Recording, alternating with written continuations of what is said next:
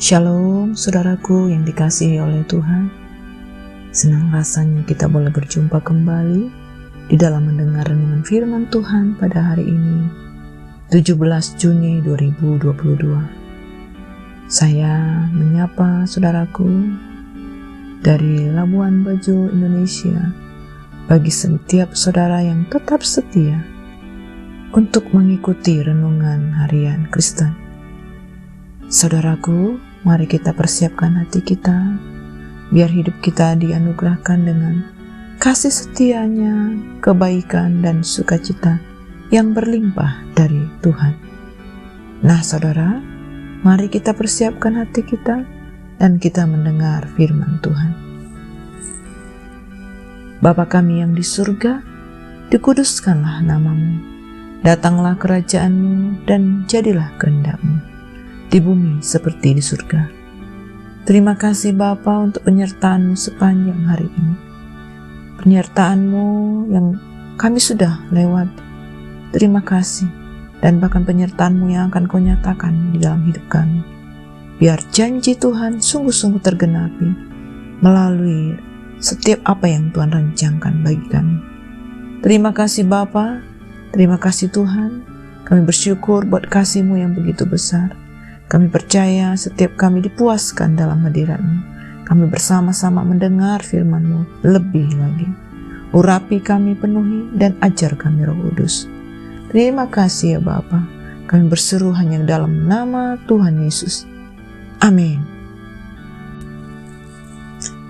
Nah saudaraku, kita akan bersama-sama mendengar firman Tuhan pada hari ini yang berjudul Jangan Sewenang-wenang.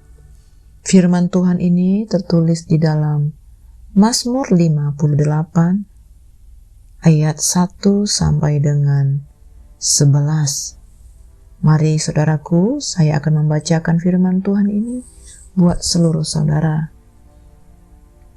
Terhadap pembesar yang lalim, untuk pemimpin biduan menurut lagu, jangan memusnahkan hitam dari Daud. Sungguhkah kamu memberi keputusan yang adil, hai para penguasa? Apakah kamu hakimi anak-anak manusia dengan jujur? Malah sesuai dengan niatmu, kamu melakukan kejahatan. Tanganmu menjalankan kekerasan di bumi. Sejak lahir orang-orang fasik telah menyimpang. Sejak dari kandungan, pendusta-pendusta telah sesat. Bisa mereka serupa bisa ular. Mereka seperti ular tedung tuli yang menutup telinganya, yang tidak mendengarkan suara tukang-tukang serapah atau suara pembaca mantra yang pandai. Ya Allah, hancurkanlah gigi mereka dalam mulutnya, patahkanlah gigi geligi singa-singa muda ya Tuhan. Biarlah mereka hilang seperti air yang mengalir lenyap, biarlah mereka menjadi layu seperti rumput di jalan. Sebelum periuk-periukmu merasakan api semak duri, telah dilandanya baik yang hidup segar maupun yang hangus. Orang benar itu akan bersukacita, sebab ia memandang pembalasan. Ia akan membasuh kakinya dalam darah orang fasik. Dan orang akan berkata, sesungguhnya ada pahala bagi orang benar. Sesungguhnya ada Allah yang memberi keadilan di bumi.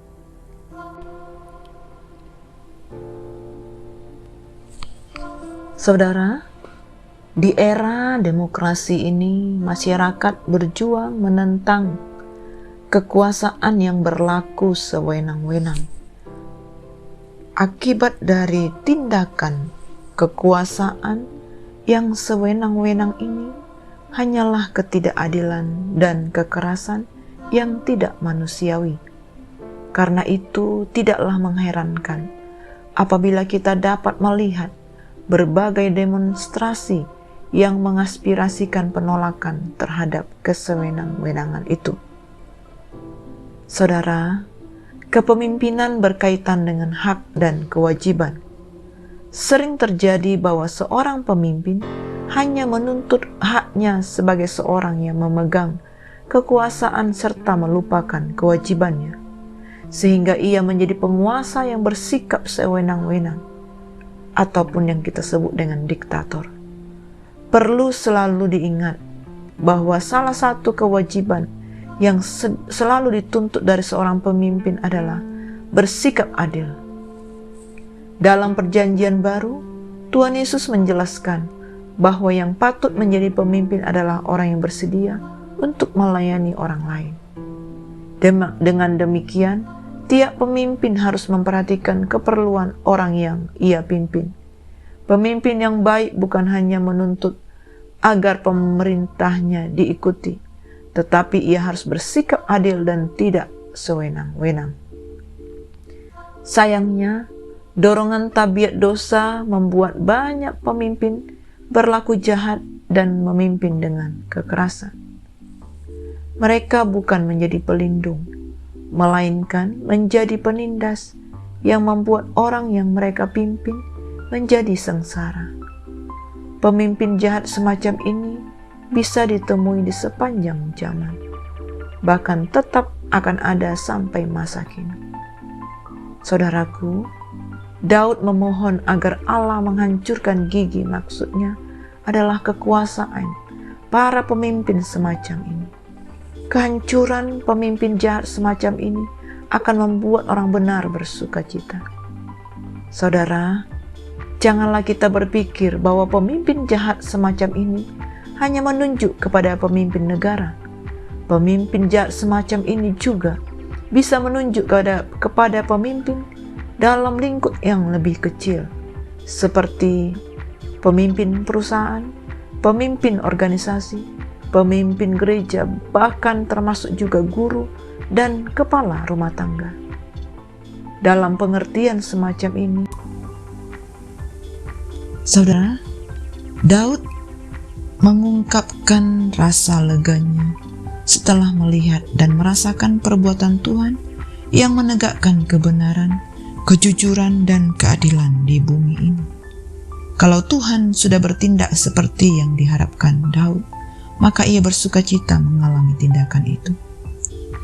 Oleh karena itu, Daud memohon kepada Tuhan untuk bertindak menghancurkan mereka sebelum lebih banyak korban berjatuhan karena ulah mereka.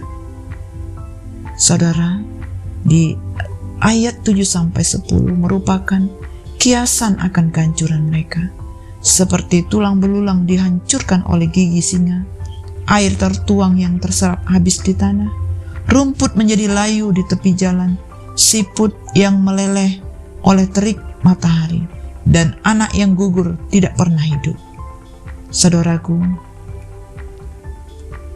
kita percaya kepada Tuhan bahwa pemimpin yang jahat akan membawa rakyat sengsara dan pemerintahan yang amburadul, serta negara yang kacau.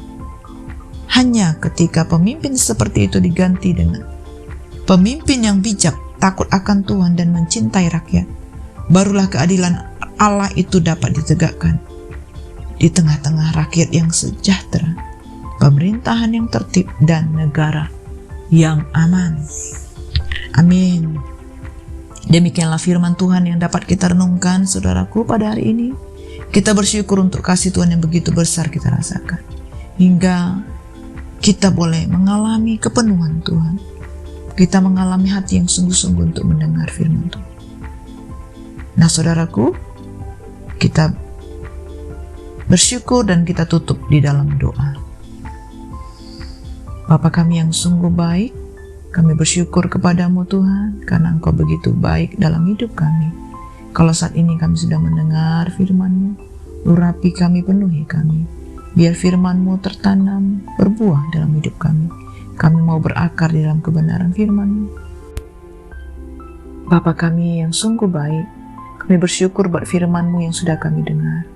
Penuhi setiap kami dengan kerinduan, haus akan Tuhan. Firman-Mu menjadi rema, kekuatan dalam hidup kami. Kami mau mengaplikasikan dalam kehidupan sehari-hari. Biar hidup kami terus diberkati dan mengalami kemuliaan. Terima kasih Bapa. Kami sungguh bersyukur kepadamu ya Tuhan. Engkau menyertai kami dan memberikan kami kekuatan untuk dapat melakukannya. Terpujilah nama-Mu. Hanya dalam nama Tuhan Yesus kami berdoa. Amin.